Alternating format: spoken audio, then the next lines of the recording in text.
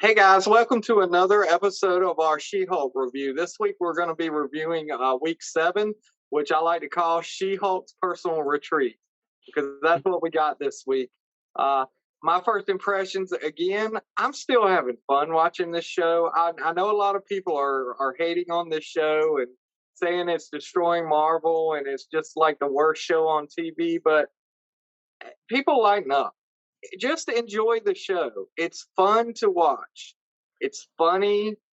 It's Tatiana Maslany is great. She's great as the character. You can see the definite difference between her as Jennifer and her as She-Hulk. We go from meek, shy to confident She-Hulk now, which we didn't get before last week. But overall, just the first impressions, just another fun one. And that whole scene with the therapy session was just the funniest thing I've seen in a while. I mean, there's been at least one or two scenes, if not whole segments, in each show where you just sit and laugh at it, and that's what the show wants to be, and we've really enjoyed it that way. So, Josh, what were your first impressions on this one?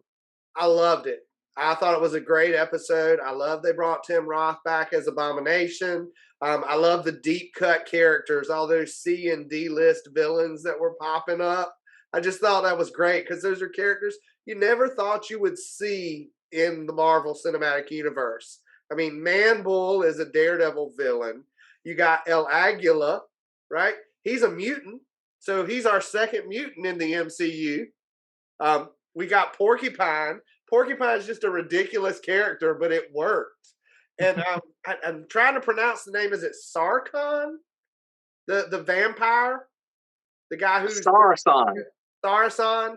Yeah, he actually is like one of the oldest characters in the Marvel universe. He really is a vampire. Right, he was one of the original vampires. Yes, yeah, he goes all the way back to Blade, the Blade #1. Yeah, yeah. So I love how they're bringing in all those characters and connecting all this stuff. And first impression, I'm a hurting for a Yurtin. What about you, Oh man, yeah, I think I'm hurting for Yurt after work today myself. I'm loving it. I absolutely love it. I've heard a lot of complaints online. This show doesn't have doesn't have a plot, and I'm just wondering if people don't understand that the plot is self acceptance. This is about Jennifer accepting herself as Jennifer and as She-Hulk, and like this episode really drove that story home. So it's a great character moment, a great character episode. It really did delve into her character, really drove the plot home that she has to accept herself as Jennifer and as She-Hulk. And it did move a plot that's lingering in the background back a lot too. Lots of funny moments, like Josh said, all the side characters that showed up, the D-list villains, anything involving El Aguilar and Manbull was just hilarious to me. I loved watching them. And it's just excuse me, it's really great just to see this series going the way it's going. It's a sitcom that's just funny and irreverent, but there is something going on in the background, and I know they're really waiting until the end to really give this to us. But we got another little piece this week that's made me kind of disappointed, but I think Josh kind of called this last week, so yeah. um, but my favorite scene for this episode was basically anything, like I said, with El Aguilar and Manbull. The biggest part of that, probably the favorite part of all of that, was the roundtable discussion they were all having when they walked in, and they're all just having the psychiatry discussion section. That part to me was hilarious, and how it built into making Jennifer accept herself as She-Hulk and as Jennifer was great. How about you, Josh? What was your favorite scene? Yeah, that whole scene of the self-help meeting where they're all sitting around in a circle, and you've got Manbull and El Aguilar who are arguing, or they're codependent with each other. Just the idea of a bull and a matador codependency was just hilarious. He's not a matador. He's a swashbuckler. The swashbuckler. He did some light matadoring in college. He did some light matadoring in college. So yeah, that was my favorite scene. What about you, Chris? Um, I did. I really enjoyed that whole scene with the therapy. I think that was probably my favorite scene. Just seeing the therapy thing and watching, just watching all of them interact. And when the porcupine took his mask off, and they're like, "Oh no, put it back on, put it back on." It's terrible. It's terrible. But by far the best line in the whole series this week was, "I'm man bull, not a mechanical bull." That that that was funny to me. And he was like, they were like, "How long you been waiting to say that?" He's like, "Yeah, it's kind of old and tired." Yeah, but yeah, just that was my favorite scene.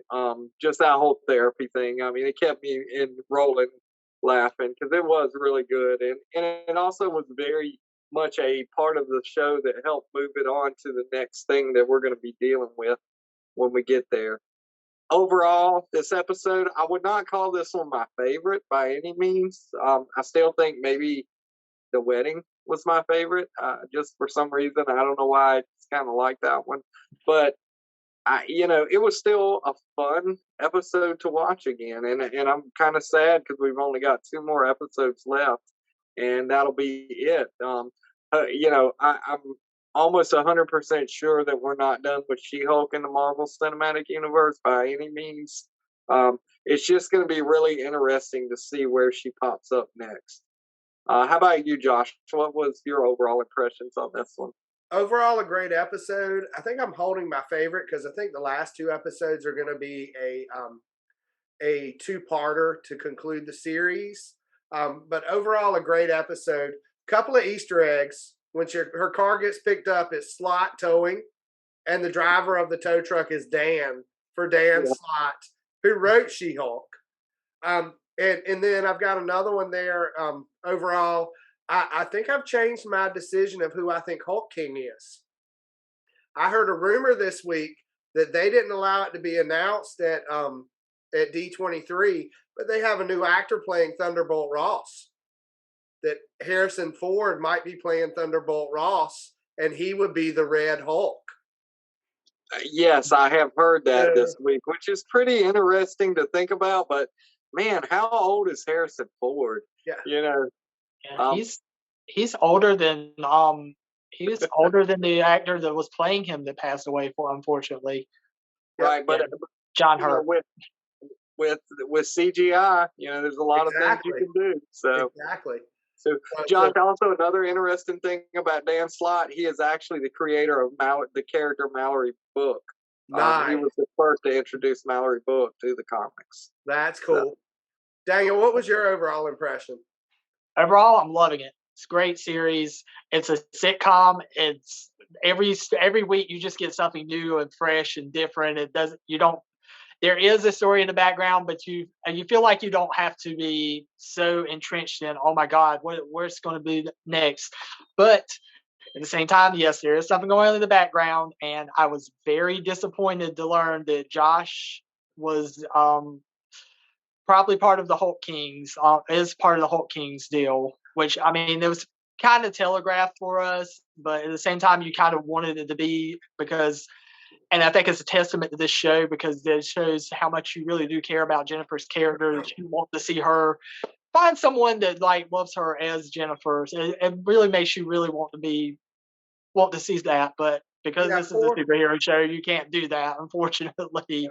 Or Josh and Jen, that never works out. Those Josh guys, how bad they are. Yeah. Hey, but it's something that kind of probably reaches out to all of us and speaks to us is Jennifer's character is the mousy, nerdy girl. And she talked about in this episode how you always had that one friend that was all that. And, she kind of showed it with She-Hulk and she's like, here I am. Kind of back reflects on like when we were in high school and we were those nerdy guys and we had that one friend who was all that and would so I think it kind of reaches a certain a certain type and maybe that's why it resonates so well with us because we were there at one time. Yep. We're much more confident now than we were back then. But so Yeah. I just want to add that when you watch that scene with the group therapy session, look at the back. Go back and rewatch this and look on the wall at all the motivational posters. They are absolutely hilarious. yeah, yeah, I remember seeing some of them. They are kind of funny. Yes. Kind of funny. But anyways, this is my thoughts. I'm really loving the show. Can't wait for more. I can't wait to see more. And I can't wait. Like Chris said, I really am excited to see where she lands in the bigger role in the MCU. I feel like we're going to get a hint of that in the next couple of episodes, really, because like I said, this show is about self acceptance, and I think part of that self acceptance is that she's going to realize she has to be a superhero. There's just no way around it. This world is starting to come down on her, really, and you're going to start to see that, I think, in the next couple of episodes, really, in a big way. But anyways, loving the show. I can't wait for more. And that's all I have right now. Josh and Chris do have a couple of things coming up in the next couple of weeks. They're probably going to be at, I might be at one of them. I don't know just yet, but I definitely will not be at Fayetteville. They're going to be at Fayetteville Comic Con on October. Give me the dates, guys. 15th and 15th and 16th. 16th. 15th and 16th. And then they have the Jacksonville Pop Swap. That's going to be October 22nd. Is that correct? Yes. October 22nd. There's going to be cornhole. There's going to be lots and lots of pops. There's going to be lots of things lots of different things. There's probably be comics. There's going to be T-shirts. We're going to have all sorts of things there to check out. But anyways, next time, check us out on social media. We got everything from Facebook, Snapchat, Instagram, Twitter. We're all up there, and TikTok. And until next time, we will see you at the shop. And Obama stay. Obama.